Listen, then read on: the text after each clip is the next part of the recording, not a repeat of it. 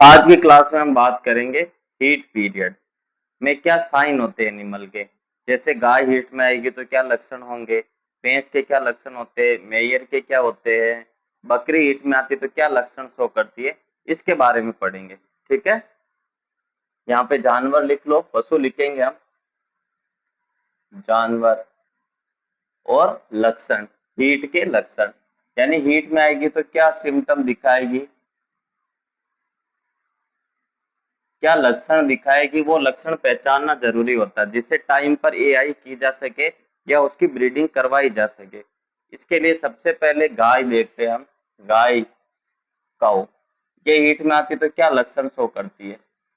सबसे पहले ये जैसे ही पशु हीट में आता है तो दूसरी गायों के ऊपर माउंट करती है, यानी समलैंगिक बिहेवियर दर्शाती है। सबसे पहला लक्षण और गायों में ही पाया जाता है ये समलैंगिक बिहेवियर, समलैंगिक व्यवहार। इसको इंग्लिश में क्या बोलते हैं, होमोसेक्सुअल सेक्सुअल बिहेवियर। इसका क्या मतलब होता है, समलैंगिक व्यवहार। जब गाय हीट में आती है तो अपनी जैसे समान, जैसे फीमेल फीमेल के ऊपर माउंट करती है, एक ही लिंग के ऊपर।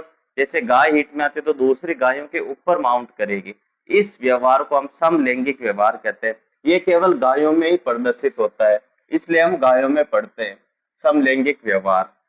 दूसरा पॉइंट क्या है, बेलोविंग, आवाज करती है, जोर जोर से रंभाती है, इसको हम बेलोविंग कहते हैं, साउंड प्रोड्यूस होती है। इसके साथ ही सर्वाइकल क्लियर वाटरी, यानी पूरा पानी की तरह साफ होता है, clear watery. Cervical cervical discharge,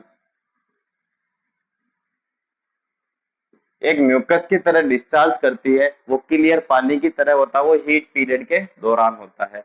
ठीक है, ये लक्षण होते हैं। अब इसमें और भी लक्षण है, जैसे गाय चारा कम खाने लगती है, दूध उत्पादन थोड़ा कम हो जाता है। लेकिन जो मुख्य है, जो एग्जाम में आने लायक है, ये तीन चीजें आपको ध्यान रखनी है। उसमें सबसे इंपॉर्टेंट है समलैंगिक व्यवहार, कौन से पशु की हीट के लक्षण है, ऐसा क्वेश्चन आ जाए तो किसका होगा, गाय का। इसमें आपके बीच ऑप्शन होगा, मेयर हो सकता है, बफेलो हो सकता है और काऊ। तो आंसर क्या जाना चाहिए, काऊ। काऊ में समलैंगिक व्यवहार होता है। समलैंगिक व्यवहार क्या होता है वो मैंने आपको बता दिया। अब हम भैंस की बात करते हैं। भैंस, इसके हीट के क्या लक्षण है।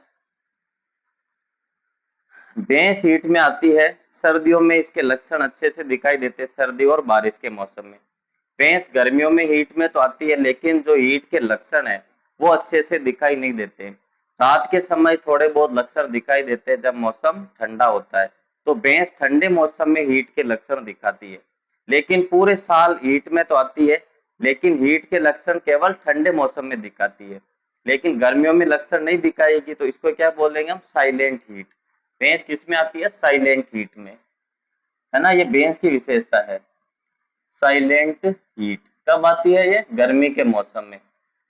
कब आएगी, गर्मी में, गर्मी के मौसम में, मौसम में।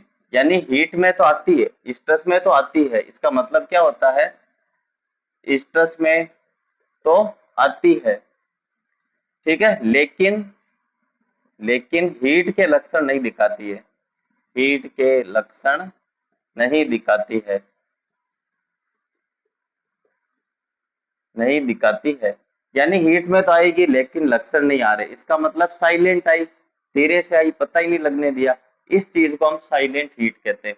ये भैंसों में होता है गर्मी के मौसम में, पहली बात तो ये।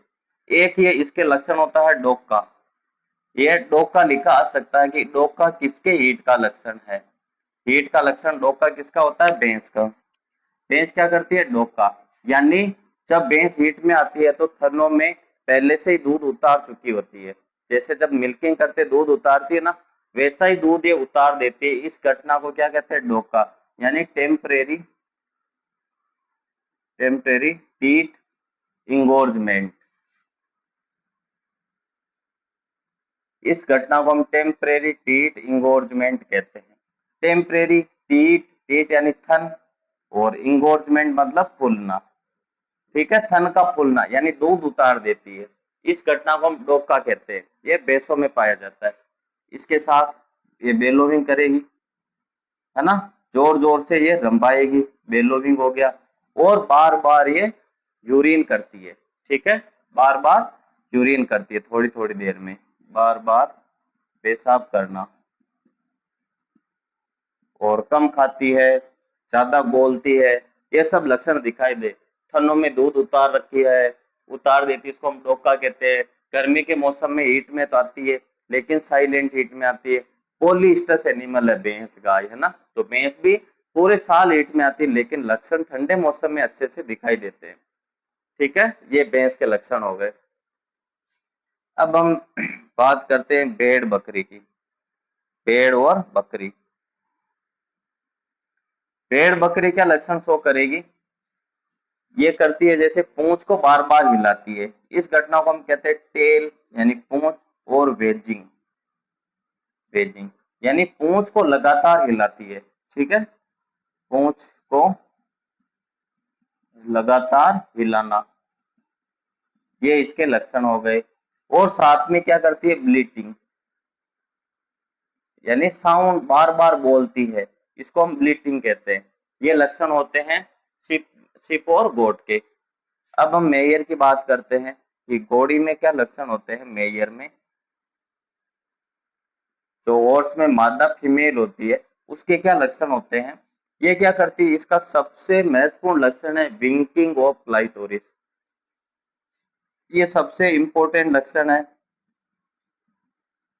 विंकिंग ऑफ क्लाइटोरिस, यानी क्लाइटोरिस को दिखाना और वापस छुपाना। इस घटना को हम विंकिंग ऑफ क्लाइटोरिस कहते हैं। ठीक है, विंकिंग ऑफ क्लाइटोरिस आप सीधा याद रखना, विंकिंग ऑफ क्लाइटोरिस हो गया। घोड़ी में विंकिंग ऑफ क्लाइटोरिस के बाद में सबसे इंपॉर्टेंट है, एक तो होती है फॉल हीट में आती है। फॉल हीट यानी ब्याने के तुरंत बाद 8 से 9 दिन बाद फिर से हीट में आती है, इस घटना को हम क्या बोलते हैं? Fall heat. फॉल हीट किसमें शो होती है? मेयर में। ठीक है, एक होती है स्प्लिट हीट। क्या होती है? Split heat. स्प्लिट हीट ये भी किस में आती है? घोड़ी में। तो क्वेश्चन आ जाए, स्प्लिट हीट किसमें प्रदर्शित होती है, फॉल हीट किसमें शो होती है, किसमें दिखाई देती है? तो घोड़ी करना है, स्प्लिट हीट है यहाँ पर। और जो भैंस की है साइलेंट हीट है, दोनों में अंतर है, ये साइलेंट हीट है, ये स्प्लिट हीट है। ठीक है, अच्छे से पढ़ना है क्वेश्चन को, साइलेंट को साइलेंट ही पढ़ना है, स्प्लिट को स्प्लिट ही पढ़ना है। साइलेंट का मतलब क्या होता है? धीरे से आना। गर्मी में भैंस के लक्षण नहीं दिखाई देते हीट के, इसके मतलब ये धीरे से हीट में आती है, लक्षण नहीं दिखाई देती है, इसको हम साइलेंट कहते हैं। ठीक है, साइलेंट यानी धीरे से, है ना, लक्षण नहीं दिखाना। साइलेंट और स्प्लिट को आप अच्छे से ध्यान रखना। फॉल हीट हो गई, विंकिंग ऑफ क्लाइटोरिस हो गया। अब हम आगे स्लाइड में देखें, नेक्स्ट है हमारा सुअर की बात करते हैं। जो सुअरी होती है, शो होती है, ये हीट में आती है तो क्या लक्षण शो करती है? जब सुअर हीट में आती है, सो हीट में आती है, तो उसके बैक पर प्रेशर लगाते हैं, यानी पीठ पर प्रेशर लगाते हैं, हल्का सा दबाते हैं, वो तो सीधी खड़ी रहती है, उसको हम क्या बोलते हैं? स्टैंडिंग हीट में रहती है। इस घटना को हम राइडिंग टेस्ट बोलते हैं। क्या बोलते हैं? Riding test. तो क्या लक्षण है इसका? Riding test.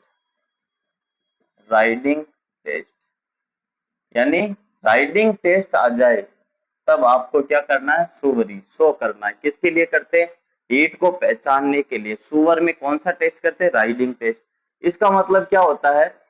जो शो होती है, शो के पीठ पर हल्का दबाव, है ना, हाथ से हल्का दबाव लगाने पर स्थिर खड़ी रहती है। ठीक है, स्थिर खड़ी रहती है। ये टेस्ट हो गया राइडिंग टेस्ट। टेस्ट यानी पता लगा रहे हीट के लिए, सुअरी में जो मादा होती है उसका पता लगाने के लिए, भाई हीट में है कि नहीं है। दूसरा लक्षण क्या है? ये राइडिंग टेस्ट हो गया। इसके बाद में ये लॉर्डोसिस करती है। लॉर्डोसिस यानी हीट पीरियड के दौरान ये पीठ में से झुक जाती है, नीचे की तरफ झुक जाती है, यानी पीठ ऐसी है, जब हीट में आती है तो ये थोड़ा झुक जाती है, ऐसे नीचे की तरफ झुक जाती है।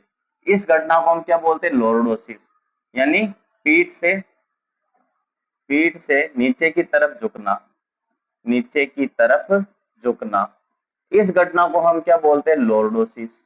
ठीक है, back pressure, lordosis, riding test, ये तीनों चीजें किसमें होती है? सुवरी में। अब हम बिच की बात करते हैं, बिच में क्या लक्षण होते हैं? कुतिया में क्या लक्षण होते हैं? कुतिया में भी सुवरी की तरह लॉर्डो। स्टूडेंट, स्टार और नोट लगाकर एक चीज लिख लो ताकि आपको कंफ्यूजन नहीं हो। गाय व भैंस, इसकी बात करते हैं तो ओव्यूलेशन कब होता है? इसकी हम देखते हैं कि ओव्यूलेशन, ओव्यूलेशन का टाइम देखते कब होगा, कौन सी फेज में होता है, तो कब होगा? स्ट्रेस के बाद, स्ट्रेस के बाद। या इसको स्ट्रेस के बाद कौन सी अवस्था आती? Mate stress. मेट स्ट्रेस भी एग्जाम में आ सकता है, मेट स्ट्रेस, मेट स्ट्रेस में होगा, स्ट्रेस के बाद होगा, ये बात भी सही है। स्ट्रेस के बाद लिखो या मेट स्ट्रेस लिखो, दोनों चीजें एक ही है।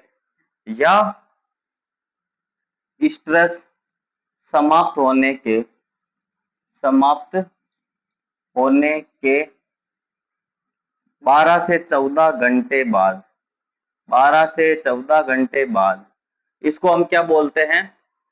ओव्यूलेशन होता है। ये टाइम भी आ सकता है स्ट्रेस समाप्त होने के, यानी मेट स्ट्रेस हो गया 12 से 14 घंटे बाद, यानी स्ट्रेस में, स्ट्रेस के बाद हो रहा है। स्ट्रेस समाप्त होने के बाद इसको मेट स्ट्रेस लिख दूं, आंसर सही हो जाएगा 12 से 14 घंटे बाद। ये तीनों चीजें आपको ध्यान रखनी है, चाहे लैंग्वेज में कैसा ही क्वेश्चन आ जाए, चाहे ये ऑप्शन में ये हो तो भी सही, ये हो तो भी सही, और ये हो तो भी सही। ज्यादा सही कौन सा है? ये 12 से 14 घंटे बाद, यानी एक एक्यूरेट टाइम बता रहा है, फिक्स टाइम बता रहा है, इसलिए ये सही है।